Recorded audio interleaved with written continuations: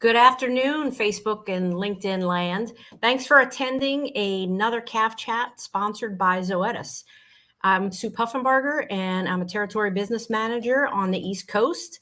I am very fortunate in that I have some outstanding colleagues that I work with in the calf and heifer space, and I'm about to introduce you to another, Dr. Doug Hammon. Dr. Hammon is the Director of Cattle Technical Services on the West Coast. He has been leading that team since 2005. He's earned his DVM from Washington State University and his PhD in reproductive biology from the Utah State.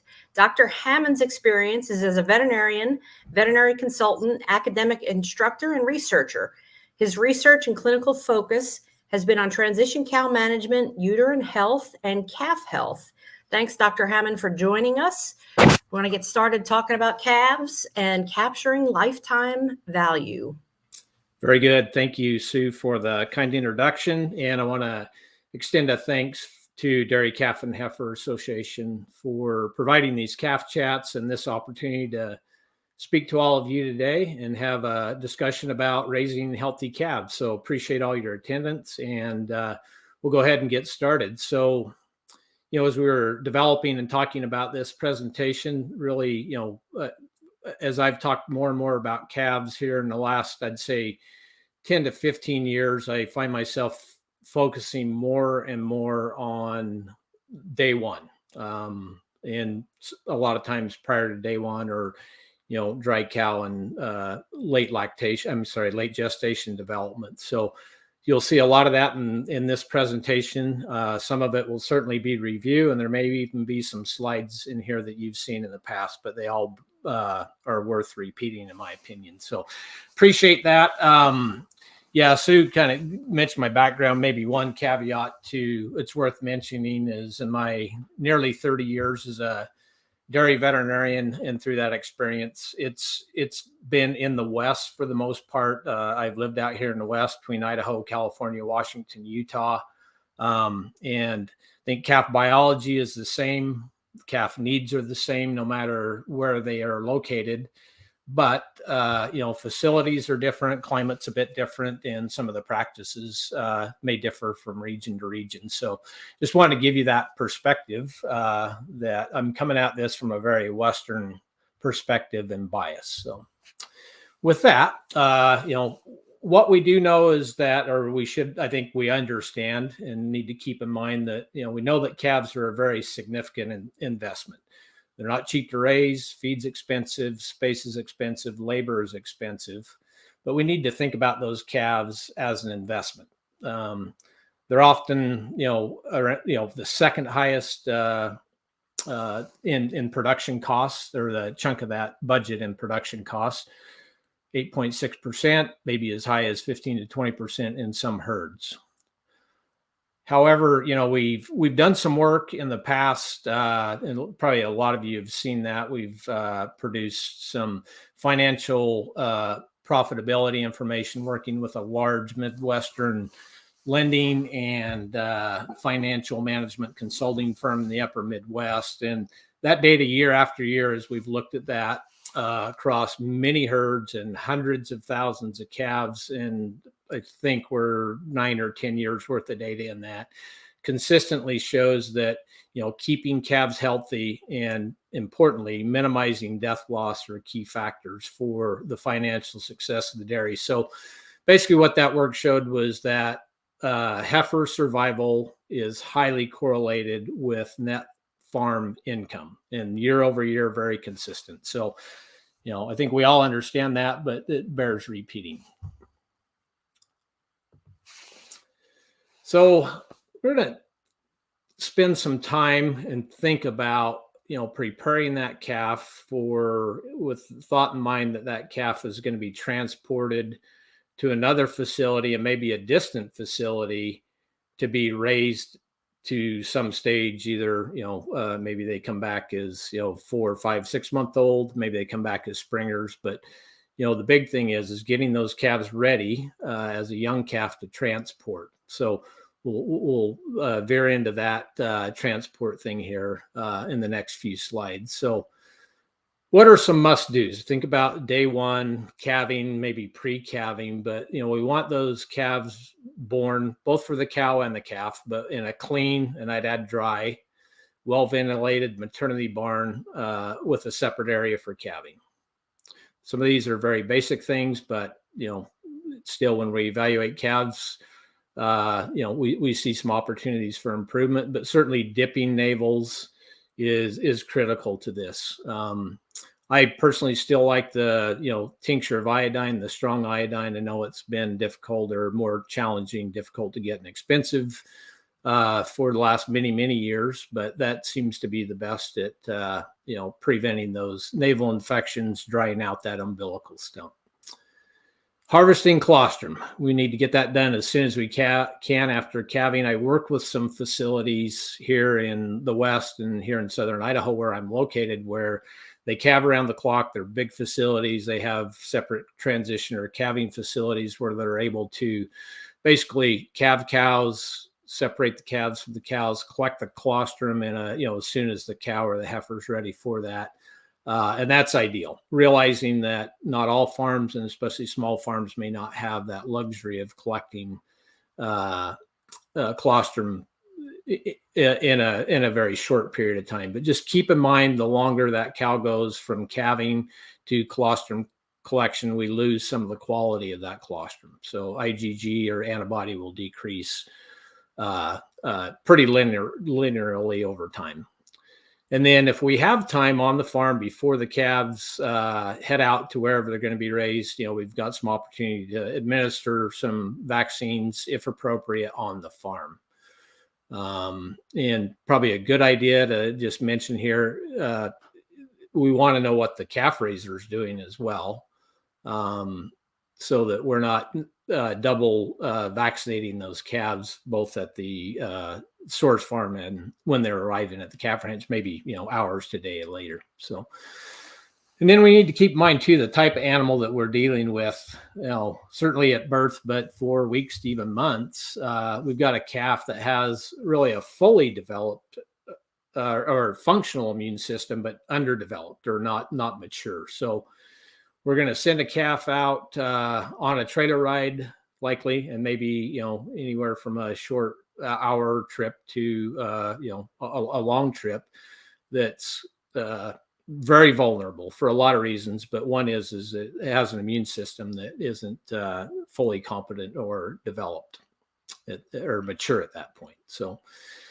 And then there's certainly an opportunity to focus on that newborn calf care and nutrition. It needs to be a focus on all calves. I mean, that's really, I think, what you would have as a dairy farm where calves are being born. That's your opportunity to give that calf the very best start you can, is sending it off to the calf raiser with as best you can nutritional status. We're going to talk about colostrum. That's the biggest part of it, and then go from there. All right, so I've got a list of things, and I just I pulled this up from both records, from what I see when we do calf studies on large Western calf ranches. These are diseases that we see, I'd say, commonly. I mean, they're not super high incidence rates, but we see them commonly. Joint diseases in the single digits, naval infections the same way, septicemia or sepsis.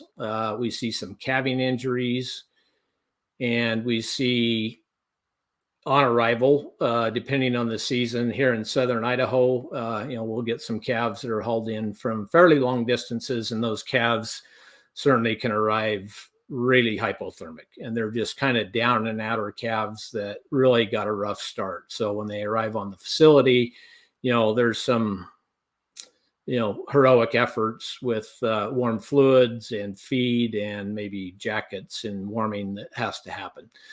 Same can happen in the summertime in the heat, where we get some hyperthermic calves or some hot calves and heat stress calves, which is also very detrimental.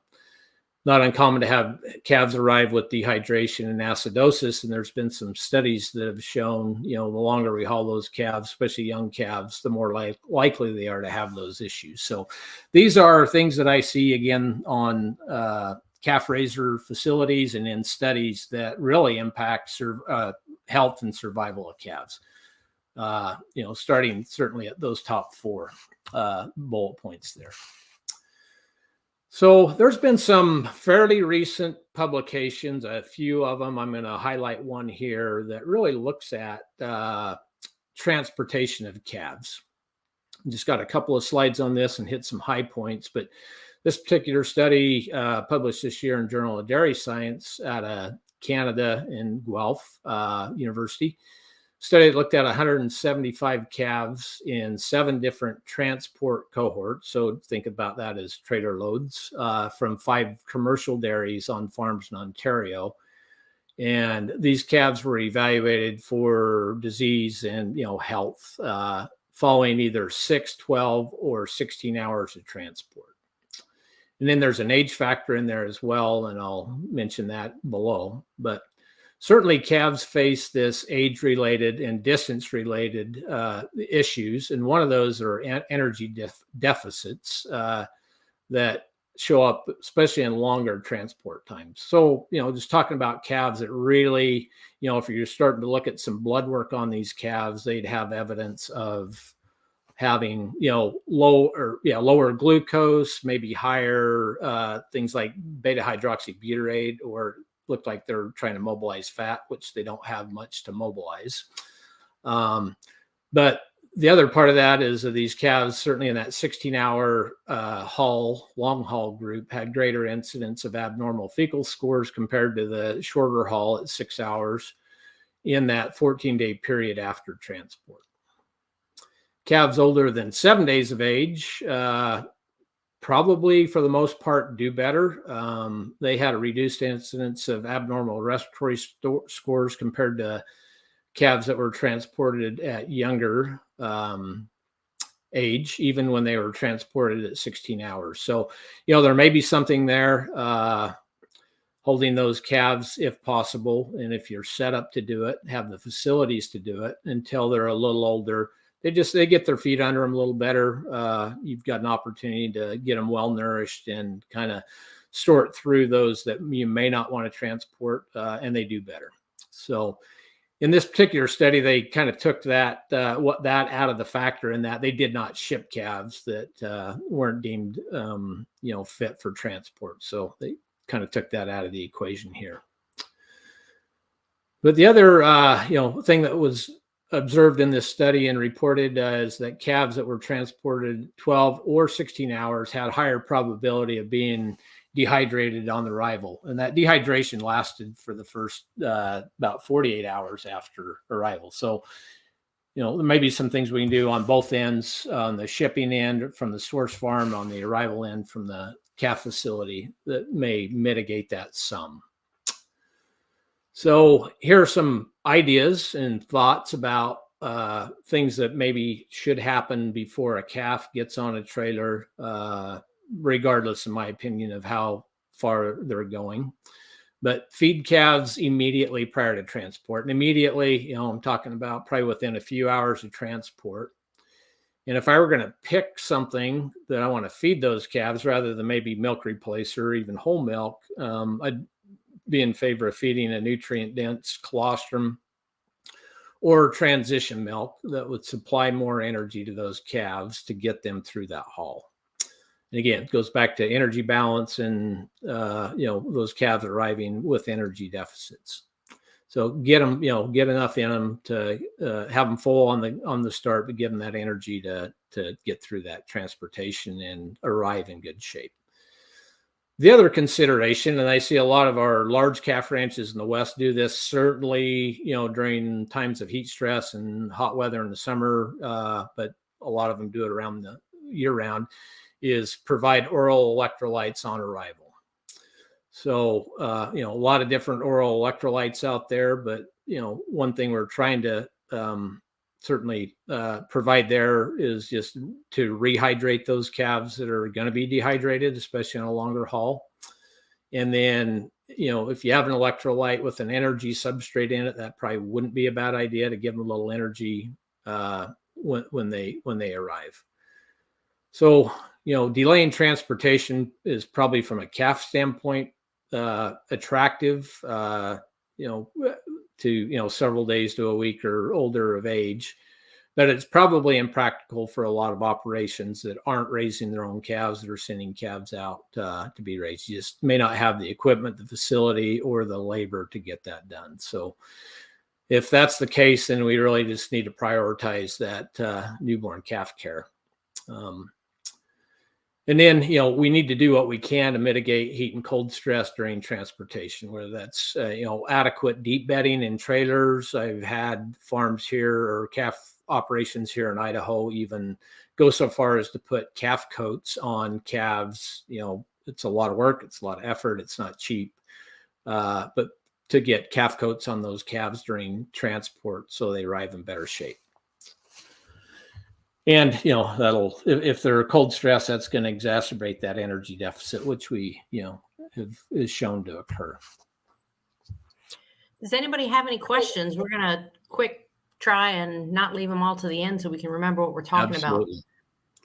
I have one. Brooke, I'm going to leave your question until the next section. I do have one related to transportation.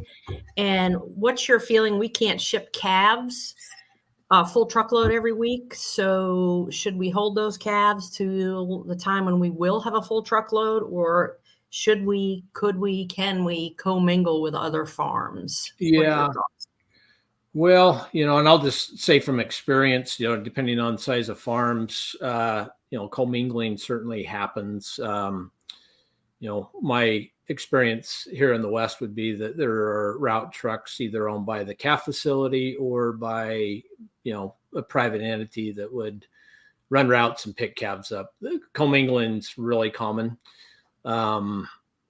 Ideally, if you could do it without commingling, we know that source farm is a variable that we certainly consider when we're looking at data and studies. They're going to share whatever they are shedding from a pathogen standpoint in that trailer ride. So, ideally, I guess if you could separate them and not commingle with other farms, that'd be great. I think the practicality of it is, at least in my experience working with these large dairy or these calf ranches, they get commingled. And then the other part of it is what does it look like on the other end when the calf arrives? In the systems that we have in the West, there's oftentimes, not always, but oftentimes, there's calf contact through that, pre-weaning phase. We try to put the barriers up as best we can so that there isn't, flat out nose to nose contact, but at some point they're going to share in, if there's pathogens around, they're going to share them within those rows. So it's kind of a circular answer there, Sue, but if you can do it, if you can hold calves and ship full loads, great. If you're not set up to do it, we'll deal with the commingling. It's done all the time. Well, it looks like potentially waiting could have some benefits too. Sure could, if you're set up to do it. Yeah. Thank you. I think that's it for this section. Okay. Yeah. And we have some slide breaks in here for those questions that are maybe hopefully sort of natural. So we'll go from there. So, all right. So think about maybe, prior to calving and things that we're trying to get done to provide protection to that calf as best we can. So think about when those cows start to produce antibody, probably about 5 weeks prior to calving from, work that was done now almost 30 years ago.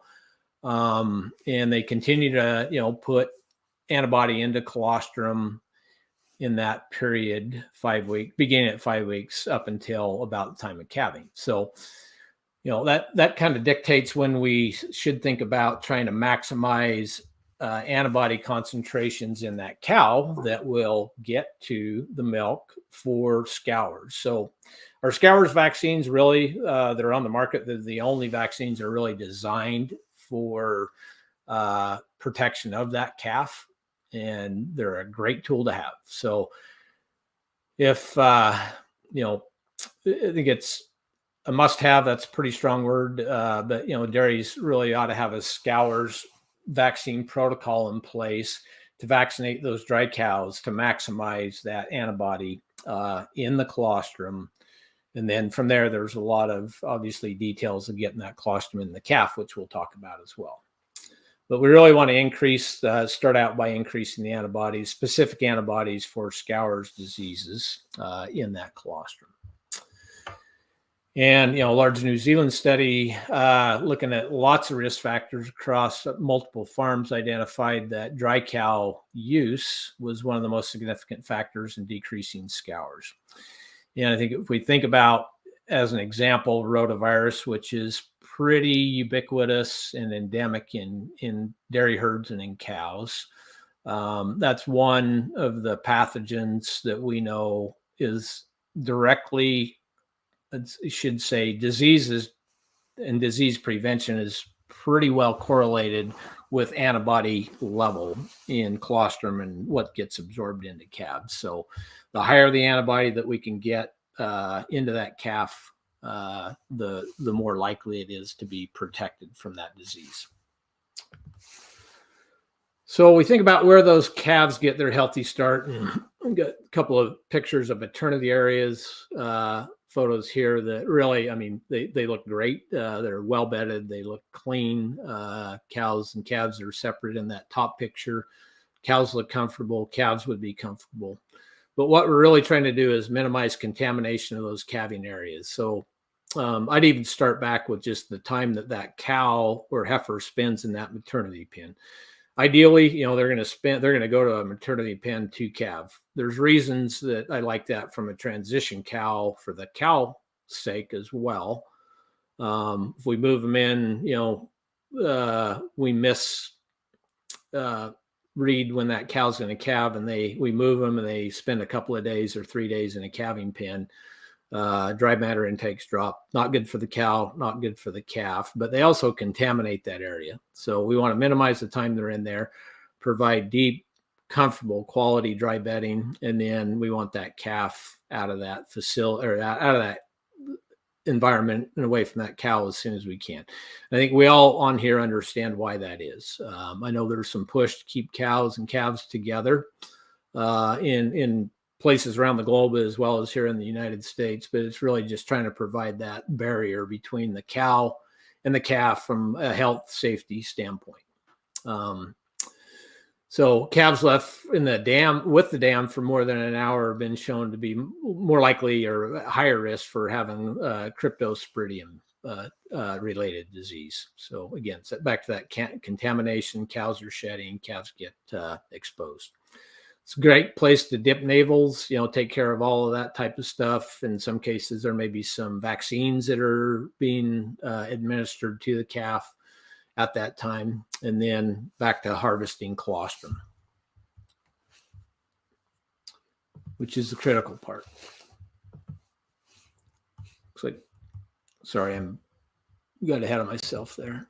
I think I'm missing a part of the slide over there for some reason. Not sure why that is, but this is a study looking at from Colorado State University that was looking at the impact of dystocia on calving, or I'm sorry, on calf health and survival. And I apologize for the graph. There's should be a survival curve over there on the right, but it for some reason isn't showing up on this slide. So this 2007 study looked at cows and heifers across multiple dairies in Colorado, and where they had calving ease or dystocia scores, if you will, and they really just ended up classifying these cows as either normal calving or mild or severe dystocia. And it's really a unique study, kind of a cool study. If you wanted to dig into it, it's been a while ago, but I think it still holds up today. But maybe the take home from that is that those severe dystocia calves from severe dystocia calves were about 5.4 times more likely to experience respiratory disease. Calves from cows or heifers with mild dystocia were about 1.3 times more likely to experience respiratory disease. And also the calves from those cows that had severe or mild dystocia were at higher risk for, or at lower risk for survival.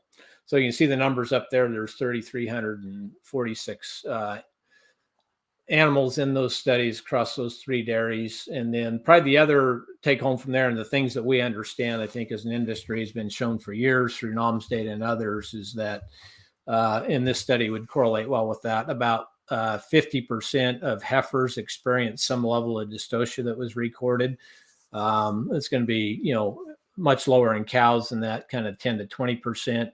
And bull calves were more likely to be associated with the dystocia and all the repercussions from that as well, compared to heifers. So when we think about that, maybe what's changed a bit since this study was done is sex semen, maybe more heifers being born, which you would think would improve this statistic here. The other thing that's happened, obviously, is the beef on dairy, which if done right, we'd have smaller birth weight calves with that beef on dairy cross connection. But then the other thing is obviously having well developed heifers that have adequate frame to give birth to a calf. So kind of saying things that I think we all probably understand and know, but just some things to think about.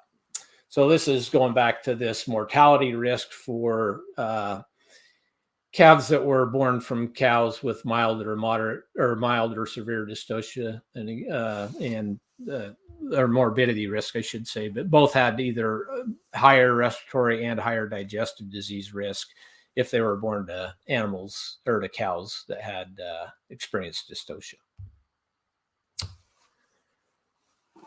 So this is a slide that if any of you have heard me talk before at meetings, or certainly our internal Zoetis folks are probably tired of seeing this slide, but this is a slide I've used for many, many years, just to at least put my mind into what we're trying to accomplish and the importance of day one and even prior to day one care of the cow and the calf, and how that sets those calves on a path for optimal growth and full lifetime performance.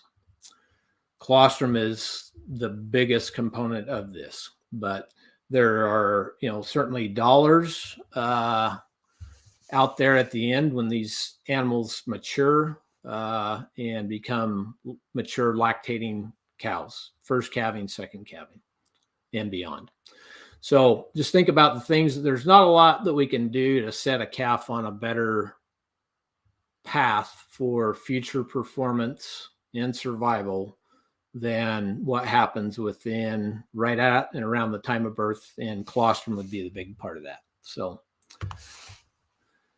colostrum management. Again, I've mentioned given lots of calf talks, and my presentations have probably, and my thoughts have evolved over the years. And there was probably a time there I thought we were making, and we have made good progress with colostrum management, but I still go back to, spending more and more time evaluating and talking about colostrum management, because it's the single most important aspect of new calf management, impacting Dr. both Hammon, health and survival of the calf.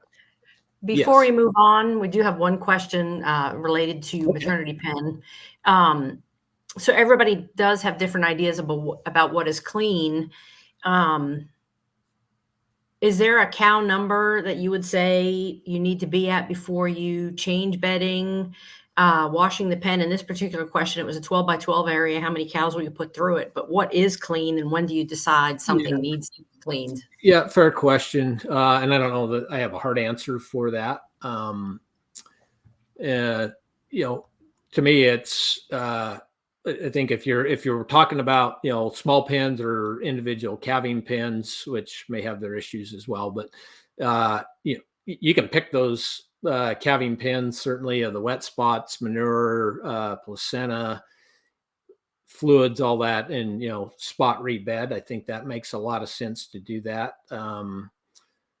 And again, it's going to depend on, the number of animals that are through there. But yeah, I don't know that I'd throw a number out there. I think, clean and dry is the key. So, we go back to the old tried and true knee test. If you kneel in it, it ought to be comfortable, and you shouldn't get up with wet knees. That's probably a minimum. But I think there's two parts to that. It's, picking out wet spots, manure, fetal tissue or placenta in wet spots. And then it's probably down to the ground and, whether you're sanitizing, lime, that sort of thing, and then rebedding. In a busy maternity pen, that's probably going to need to happen twice a week. Yeah, my only comment is think about what that tongue on that calf is going to be hitting. If you think it's going to be dirt and going to get in the bloodstream first, then you need to be cleaning it. That's probably too late, but what's that tongue hitting first? Yeah. Well, yeah, it's a great point, Sue. And, we've all watched cows calve. It's not I used to have a video that I'd like to watch both from a cow standpoint and a cow, but there's a lot of in and out, pushing, calf retracting, pushing, calf retracting. And yeah, the first thing that's going to hit, if it's coming out in the right direction, is head, mouth, and they're exposed to everything. We don't calve in sterile environments. That's not possible. But the other part of that is getting that calf out of that environment, minimize that contamination from the calf's perspective as well. So appreciate your perspective on that, Sue. All right, so let's talk about the new standards on this calf and heifer as far as passive transfer goes. So, I know there's been a lot of debate. I was on I think this discussion's been going for quite a while. I was on the gold standards, DCHA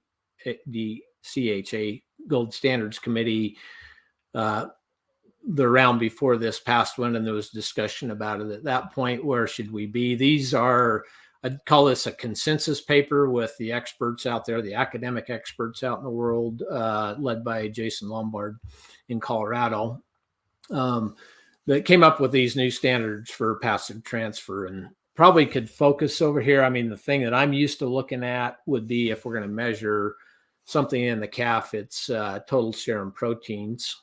And so we're shooting for that good to excellent total protein in calves, which is going to be goods in that range of 5.8 to 6.1, excellent above 6.2. And you can see the percent of calves over there in the second to the last column. 40% of those calves roughly in that excellent category, and good about 30% in that group. So, we're looking at 70% of those calves that would be 5.8 or greater, and trying to minimize the number of calves, certainly in that poor category, but I also put that fair category in there as well. You can see the NOMS numbers from 2014, which I think is the latest data on this, and where we are. So as an industry, we're still not quite there. If you look at the NOMS data, I've done a couple of studies over the past 2 years where, when we do studies in young calves, if we're looking at whatever we're looking at, but respiratory disease or, scours, one of the things that we always include as a randomization factor, if you will, is serum total protein, because it's determined so much the health and performance and really survival of those calves, that we feel like we have to randomize calves by serum total protein, as well as some other things. But that's probably the big one that drives this. And in those studies on these Western calf operations, and again, multiple sources of calves coming from multiple sources, we see about 40% of those calves that would be in that fair to poor range, which isn't far off from where the NOMS data in 2014 was. So anyway, it's the number one determining factor of survival for sure. So I am obviously working with a slide set here that's maybe the little older version, but we'll get by that. So if we look at failure passive transfer in these calves and how it relates to mortality, this is work that's a lot of people have looked at this. Dr. Sandra Godden's looked at this. This Jason Lombard, the consensus paper from the academic experts have looked at this, but you can see here in those top two lines, and what you're looking at here is just day of age across the bottom, and then the survival probability in the horizontal axis there. And what we see there is that these calves that are born and have serum total proteins, which would be in that 5.8 plus, the good to excellent, have a much higher probability of survival than those calves certainly down there in that poor range, but also different and better than the calves in the fair range. So, we're talking about a 7% difference in survivability to 60 days in calves that have good to excellent serum total protein scores. So there's not much that I can think of in management that we can do to improve the probability of survival of a calf more than providing them with adequate colostrum and monitoring serum total protein scores so we know where we're at in that. So what are some strategies for maximizing transfer of passive immunity, getting antibody from the cow to the calf? So we all understand the calf is born without any antibody that comes through the colostrum, and is in addition to a bunch of other bioactive goodies that come from mom to the calf that can help with growth and performance. So starts with really getting clean colostrum out of the cow as quickly as possible, and ideally that would be within the first few hours after calving. Lots of opportunities probably to do a better job with that in hygiene and cleanliness, but again, starts in my mind with a clean and dry udder that's being milked and in clean sanitized equipment clear through. So we'll talk a little bit more about that. So, and then we got to get that colostrum into the calf as quickly as possible after birth. And I'd just say, 2 hours should be the goal. We're going to get, if you're talking about a Holstein, I'm going to say we need a gallon of colostrum in those Holsteins within that first 2 hours after calving. So, and then the colostrum needs to be clean, and by clean, without bacterial contamination. And so there's kind of two things that I think about there. I think about just kind of the gross contamination that comes from the collection process, which starts again with the cow, clean teats, dry teats, milking equipment, and then anything that would come in contact with that colostrum. And there's a lot of things that come in contact with it. We've got bottles, we've got esophageal feeders, we've got storage containers, we've got people's hands, and in some cases, mixing containers and that sort of thing. Any equipment that would come in contact with that, that needs to be sanitized. So we end up, with clean colostrum. There's some standards on that. And again, think about if we wanted to monitor and measure that. There's a couple ways. Standard plate counts. So the goal there would be to be under 50,000 CFUs on standard plate count. And then the one that gets us oftentimes are coliforms and E. coli. So we want to be under 5,000 colony forming units, CFUs, on the E. coli. So 50,000 and 5,000. And those standards used to be, or the recommendations used to be 100,000 and 10,000, and those have been cut in half. And the reason they've been cut in half is because there's been work done that has shown that calf health and performance and survival is improved as we reduce those bacterial counts in colostrum. So, we can run those counts, standard plate counts and coliform counts on colostrum, spot check things. And then also, there's some on-farm, if you will, calf side, cow side tests that we can do. And we talked about serum total proteins. can certainly be used in Brix refractometers to test colostrum, and the goal there would be to have, in the Holsteins, have colostrum that's going to read 22 or better on a Brix. And let's see what else. Oh, there's, some tools that we can use. I see them used very commonly. Most of our large dairies out here now have them, but the ATP meters, luminometers that are available, they're not cheap, but they're available, are being used to really spot check surface hygiene and sanitation on dairies. So they're a good tool to have. I think, if things are visibly dirty, we just need to clean. But we think about colostrum and even waste milk and some of those other things. But certainly colostrum, there's a lot of fat, a lot of protein, sugars in those feeds. And, they get deposited on whatever feeding equipment or collection equipment we're using, and they become a really good substrate for bacteria to adhere to, but also for replication of bacteria. So a lot of times it takes a bit of elbow grease and some good cleaning, but we need to get those bio layers, if you will, fat, protein, sugars cleaned off of those that feeding equipment and whatever is coming in contact with that milk in the calf, so that those bacteria don't grow. So cleaning is really critical on this step. And, if we're not monitoring, we may not know we have a problem until we have, sick and septic calves. So I think I caught all of that. So just shifting gears here a little bit, and this is just going to, the value of colostrum and maybe maternal colostrum.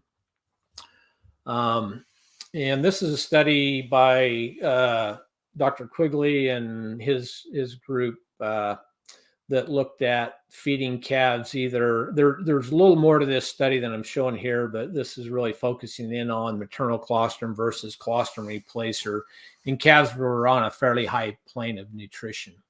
So, not a large study as many of these calf studies are, but I think there's 50 calves in these groups here. Where they fed maternal colostrum for 3 feedings, followed by a high level of milk replacer, or colostrum replacer 1 feeding, followed by a high level of milk replacer. So what is common among these 2 groups is they were fed the same following that first day or so of colostrum replacer feeding. And what they found in this study, and this is looking at 56-day data, is the average daily gains in calves that were otherwise fed the same, that received maternal colostrum, gained about a quarter of a pound more per day than cows fed colostrum replacer. So, and certainly there is a place for colostrum replacer. They're necessary when we don't have adequate quality colostrum or, adequate volumes of colostrum. And I know, calf raisers that I've worked with in the West and California routinely use colostrum replacer on arrival to give those calves a boost. But, colostrum replacers provide the good ones. And in this case, they'd provide adequate IgG antibody, I think 150 plus grams in that colostrum replacer. But what's different maybe, and this is kind of where I'm going with this, is there's a bunch of other goodies in maternal colostrum, cow's colostrum, in bioactive proteins that impact things like performance, health, and feed efficiency. And maybe that shows through here. So the calves that were fed maternal colostrum were more feed efficient significantly. They had wider hips, or final hip width was greater. Hip width change was greater. There wasn't any difference in abnormal fecal days, but when they looked at medical days, meaning the days that a calf was on treatment, it was about half in the maternal colostrum group versus a colostrum replacer group. So again, there is a time and a place for good quality milk replacers.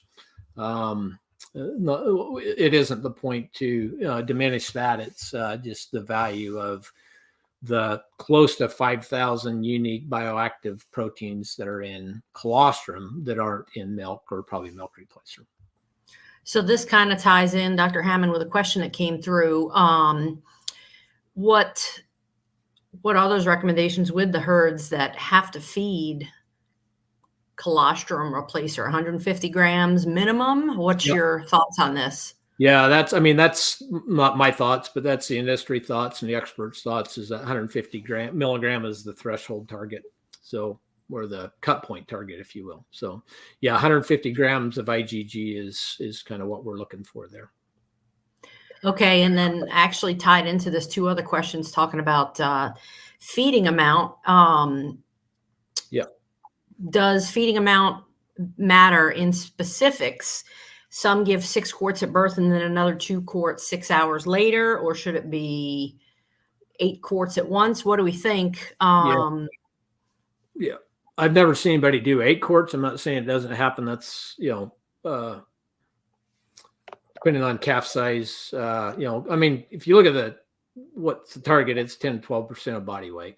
But that's not what we're talking about here. So I'll just go back to kind of practical and what I see people doing that are achieving a high proportion of calves that would be in that excellent serum total protein, and calves that perform very well.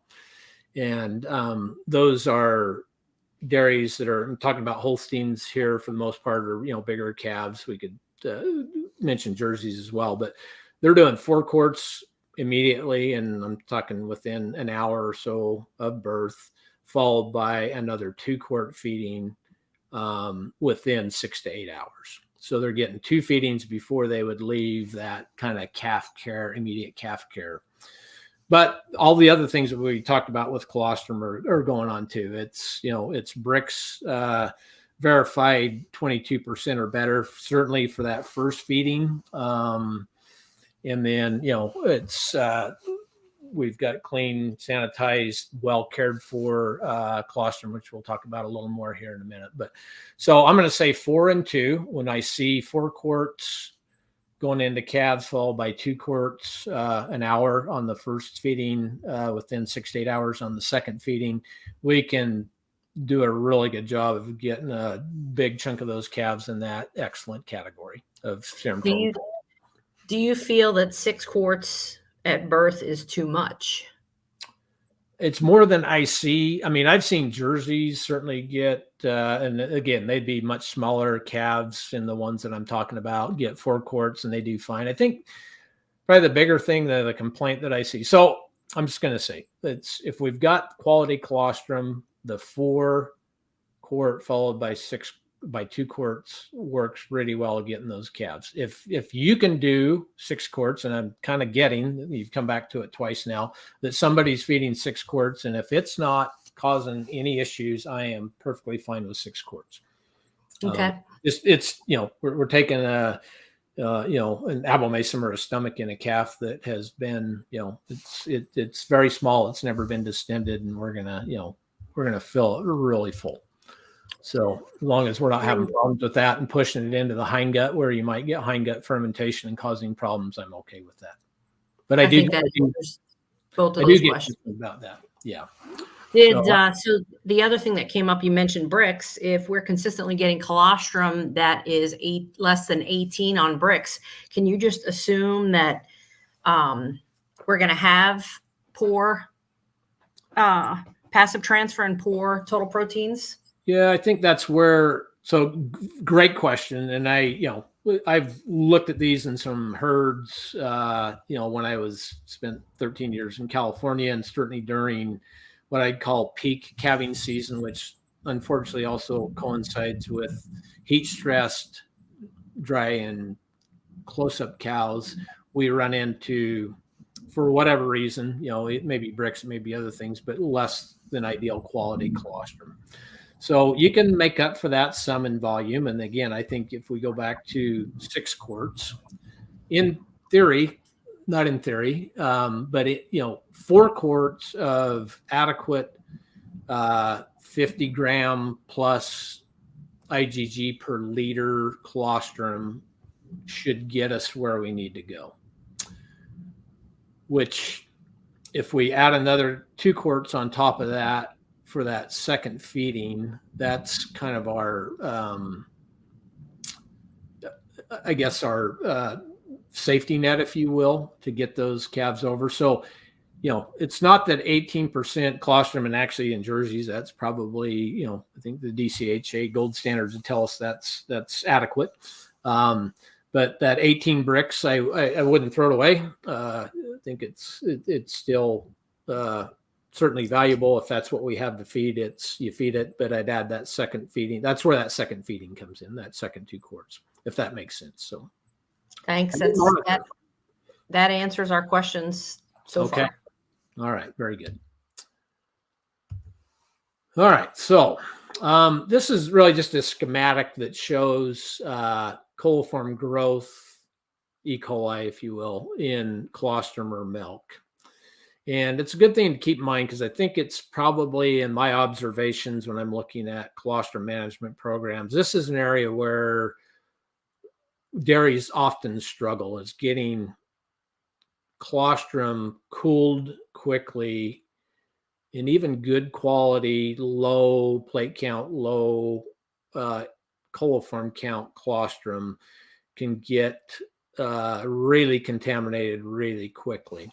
So what I'm showing here is that you look at that blue line, and Sue, I don't know if you can actually see my cursor on this. I didn't ask before we started in this format, but if you look at that blue line, that's really just a schematic of the exponential growth of coliform bacteria at around 90 degrees. So they're going to double and replicate every 20 minutes.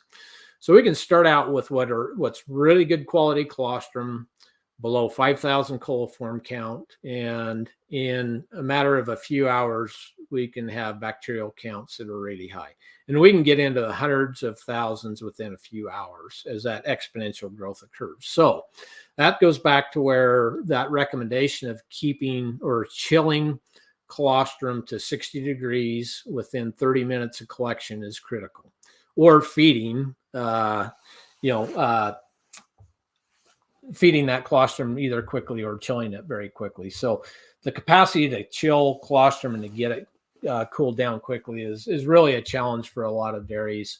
We see in all, the big buckets in refrigerators, it's going to take forever to cool that down.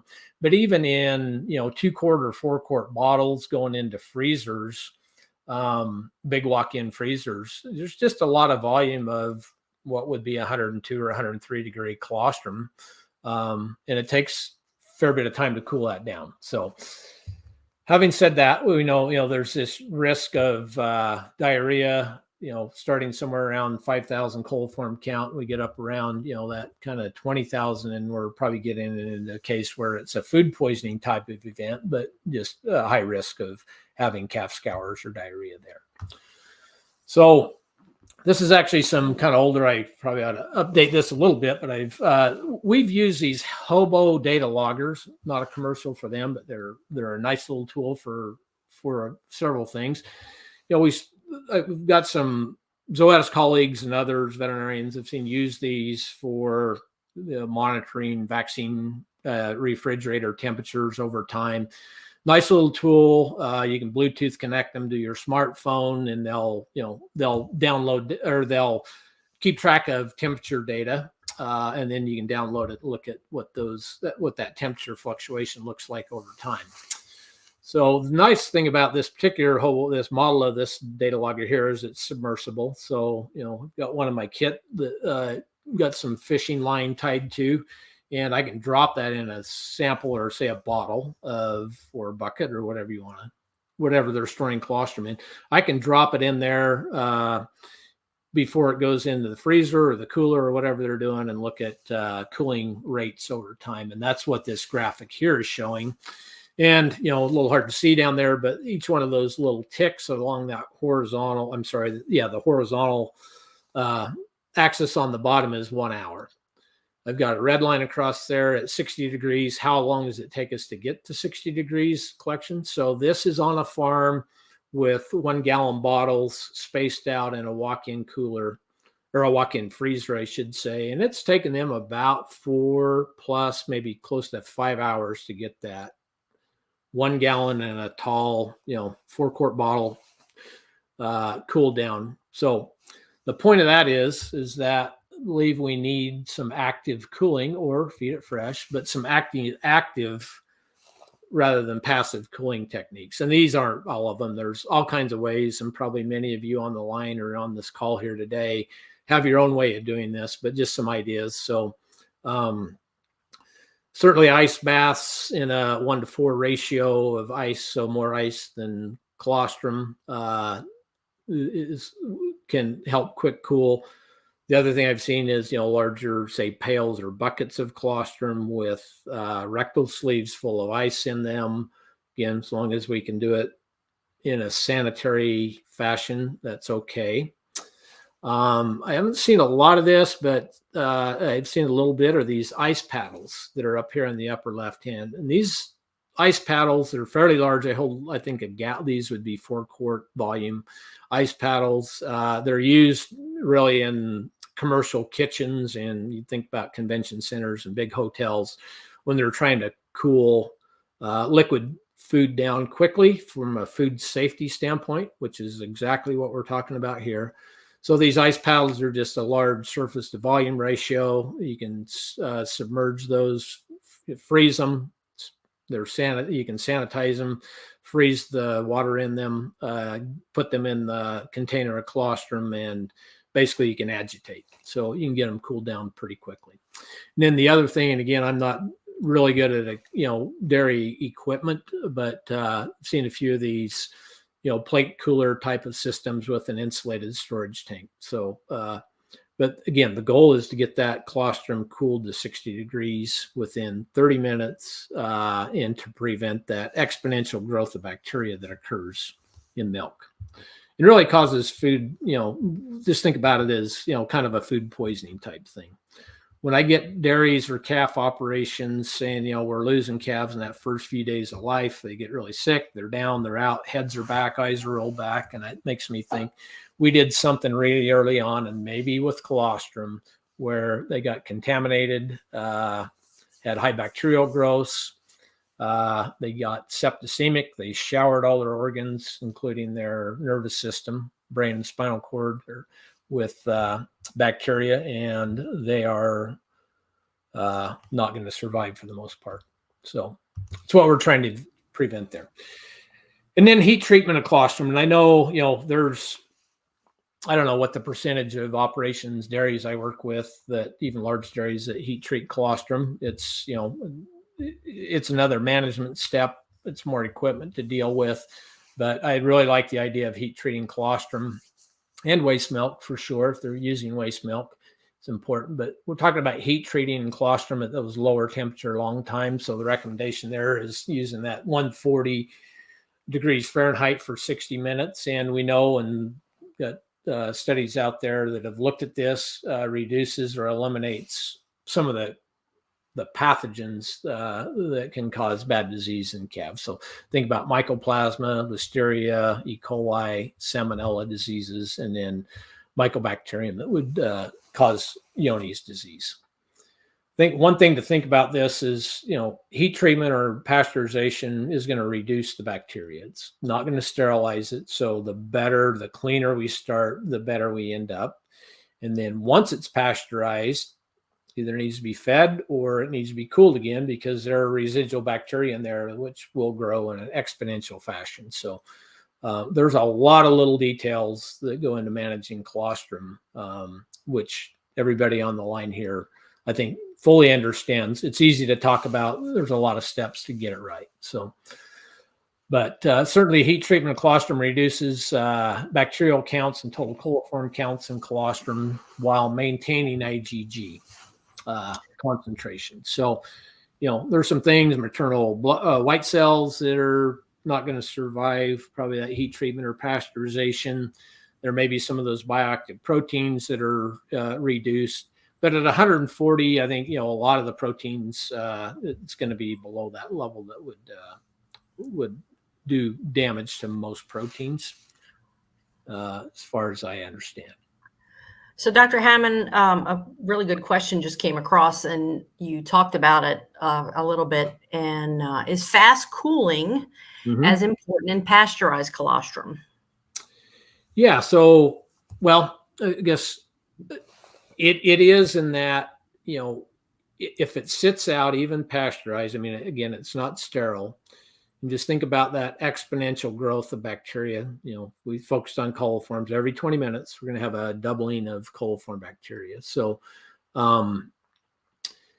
it is. So it's either, depending on the scheme and logistics of how you're handling that, you're going to cool it a bit and feed it, or it's got to go into, quick cool and then likely frozen mode if you're not feeding it right away, if that makes sense. So the answer is yes. Again, you're going to reduce that bacterial count, which is the goal of the heat treatment, but it's not bacteria free. So we still got to cool it. Got a quick chill. And, again, the goal would be to keep those bacterial counts under that 50,000 plate count, 5,000 coliform count, when that goes to the calf.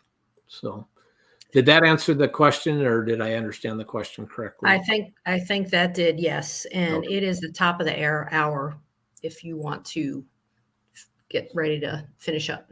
Sure. So let's, appreciate the question. So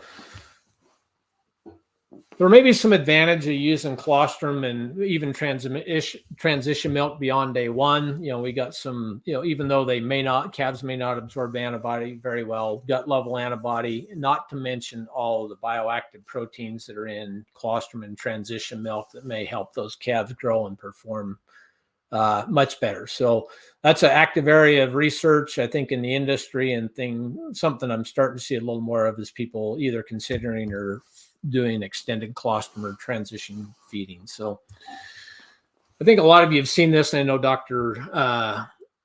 Smith presented some of this stuff on the calf chat back in August, but we've got a lot of information that's come out of different research organizations, including Cornell and Texas, I think West Texas A&M, here in recent years that show, just the benefits of increasing milk nutrition. I think our industry's come a long way in the last decade, where we're starting to see a lot higher volumes of milk being fed by many calf raisers. And from a growth, performance, health perspective, we are definitely overall heading in the right direction. So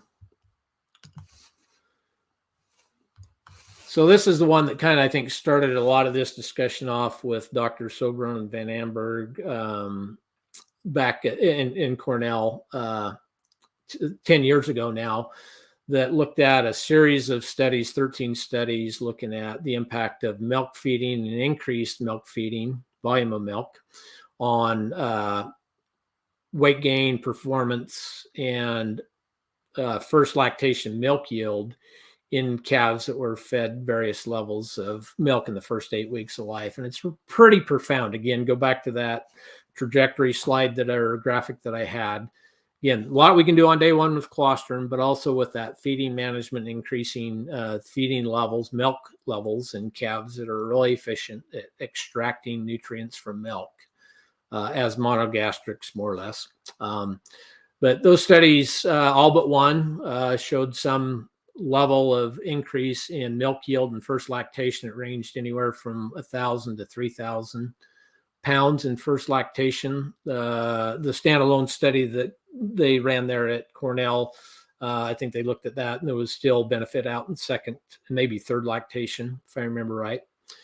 So there is this relationship. It's really linear, which is nice, between average daily gain pre-weaning and milk production, at least for first lactation, when you look at all 13 of these studies combined. So kind of the number that I keep in my head based off of that study and the equation that came from the study is that for every quarter pound gain or increase in average daily gain in that first 8 weeks of life, it's worth about 400 pounds of first lactation milk, and probably ongoing benefits into subsequent lactation. So keep that in mind. This is really beyond if you're sending calves out to raise. This is, probably need to, at least in the West, change our model and how we pay for the per diem of calves so we can afford to feed them more. And then kind of finishing up on the other things we can do there before a calf gets sent off, or think about, some vaccines. Again, always advise work with your veterinarian on what's appropriate for your farm, for where the calves are going and the age of the calf. But, there are a few vaccines that we consider there, maybe before that calf would be off to the calf ranch. Really common for calves to get in-force in those first days of life. I will say that I think with most, if not all, of the major large calf ranches that I interact with in the West do enforce on arrival. And I am pretty sure that some of those calves may get enforce before they get to the calf ranch as well. So that's a double dose, wouldn't be necessary. But that goes back to that communication, which is important in protocols between the source farm and the calf raiser that's receiving the calf. So I don't know that it'd be detrimental on that second dose in-force, but there's antibody hanging out in the nasal cavity of that calf that just had in-force. And if we give them another dose, it's probably going to just inactivate the vaccine. So not necessary for sure. So the other one that's fairly new to us, been out since a year ago, August, and we've been more and more of our in the West for sure, but around the country, calf operations using Protivity, which is our modified live mycoplasma vaccine, first one on the market. We've seen some really good results in our pivotal data that we used to launch mycoplasma. And then along with some veterinarian their investigators, principal investigators, did a large calf ranch study that really showed some benefits in survival on these high-risk calves for mycoplasma. So thinking about, IBR, BRSV, and PI3, if I had to pick a virus that's most important to me in my world, in the Western calf ranch segment, it's bovine respiratory syncytial virus, or BRSV, which you can look at in-force. It's got a really good profile on that, great at protecting against BRSV. So we need to think about, the management skills that go along with these vaccinations. Nothing I like better than a well-nourished calf that's had adequate colostrum, that's warm and cozy if they're going to receive our vaccines at Zoetis. They just do better when they're, they respond to vaccines, treatments, and other things better when they're in good nutritional shape. So again, contact and work with your veterinarian, your nutritionists, and best protocols for transporting calves. And just to conclude this, we want to focus on that day one calf care. If I had to focus on the three most important things, it's colostrum, colostrum, colostrum. But having said that, there's a lot of details that go into that with hygiene, cleanliness, from the cow to the calf. Certainly, dystocia has been shown and has impact, long-lasting impacts on calf health and survival. So that's something at the farm that we can think about. Calving knees and all the things that go into that, genetics, calving, maternity training, and those sorts of things. So kind of hit on the colostrum again, bullet point 3 there, how important that colostrum is, and I can't overemphasize that. And, if calves are going to stick around for a day or, a few days to a week before they're shipped, I would certainly, if you can manage the logistics of it, consider extended colostrum or transition milk feeding. Just a lot of bioactive proteins and other goodies, not to mention the high level of nutrition that's in that feed. And, there's been a fair bit of work that would show calves certainly benefit from that. And it makes sense. That's kind of how it's done in nature with beef cows and anything else. They're consuming something for that first week to 10 days that looks, something like colostrum or transition milk. So if time allows, set up those calves for successful transfer with some of those vaccines like Enforce, maybe Calf Guard, some of the other scours vaccines, that sort of thing.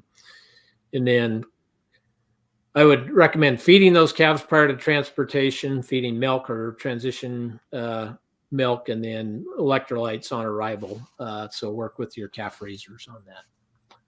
So Sue, I think we are done. And if there are other questions that have come in, I'm happy to take them. So. Does anybody have any questions going forward? We do have one about how do you see your producers and calf ranches communicating? One thing that there seems to be a need for better communication as far as vaccine protocols. You mentioned there about the enforce at departure and then enforce on arrival. How are your clients communicating with their calf ranches and vice versa? Well, so I think it's a two-way thing for sure. And I think there needs to be certainly some thought and some, effort that goes into it. And especially on the bigger calf raisers that are receiving from a lot of sources, right? Maybe our biggest ones, probably they're bringing in calves from over 100 and well over 100 facilities. So I think, protocols probably across the board. So feeding, colostrum protocols, maternity management sort of a thing. So just so the calf raiser kind of understands what's going on. And then the feedback coming the other way, I think, is important as well. So you may not be doing and may not have time to do serum total proteins we're going to want to wait, a day out, 72 hours or so to get those, collect blood sample for serum total proteins. So we've got calf ranches. I work with a large one that bleeds every calf that comes in. They collect serum total proteins on every calf. The exception would be if they break a vial or something like that. So they're collecting on literally tens, if not hundreds of thousands of calves, serum total proteins, and providing that feedback back to the source farm. And, they know who, from farm source, they know this farm, usually they're pretty good. This farm, maybe not so good. But even then they can see how things are trending within a farm. So that feedback, I think, is good the other way. And then also what I'd like to see more of, we don't see a lot of it, maybe is you may be weighing calves when you get them back, or heifers, but some of that feedback from the calf raiser to the source farm on average daily gains and, how are these calves performing? But certainly health performance, weight gain performance, and that sort of thing going back. So, probably nutritionally on the front end of that, those calves are going to go from a dairy. They've got a couple of doses of colostrum. Maybe they got fed milk for a short period of time, and then they're going to go on to whatever feeding scheme the calf ranch has. So that sometimes may be a determining factor on where you're sending calves, or you have that discussion with your calf raiser. So maybe the more important part of that, or maybe the more thing you have a little better control of, is calves coming back. And especially here in the West, it's pretty common for, calves go back to the source farm at about 4 to 5 months of age, and, making that transition smoothly back to the source farm from a diet change, diet consistency makes a lot of sense as well. So really important though that there's that communication. Honestly, the biggest calf ranch that I work with, I know they're out there, they're, interacting with the dairies that source their calves, that they source calves from. And then I'd also offer, you got industry people, including Zoetis, that may help as a liaison sometimes, where, a lot of times we know the farms, a lot of times we know the calf raisers. If there's, things that we can do to help or help the, the staff on the calf ranch or the dairy, I'd offer that up as well. So okay, get ready. If anybody has any questions, we're going to if anybody has no more questions, we're going to wrap up here. We're going to be posting this on the DCHA website. Melissa, if you want to get a hold of either of us, our contact information will be in that presentation. Feel free. And at this point, I think we're going to wrap it up. Appreciate everybody's time. Dr. Hammond, thanks for everything. Yeah, no, thank you. Thank you, Sue, for moderating and asking great questions. And thank you all for your time and attention today. Everyone have a great day. Happy calf raising.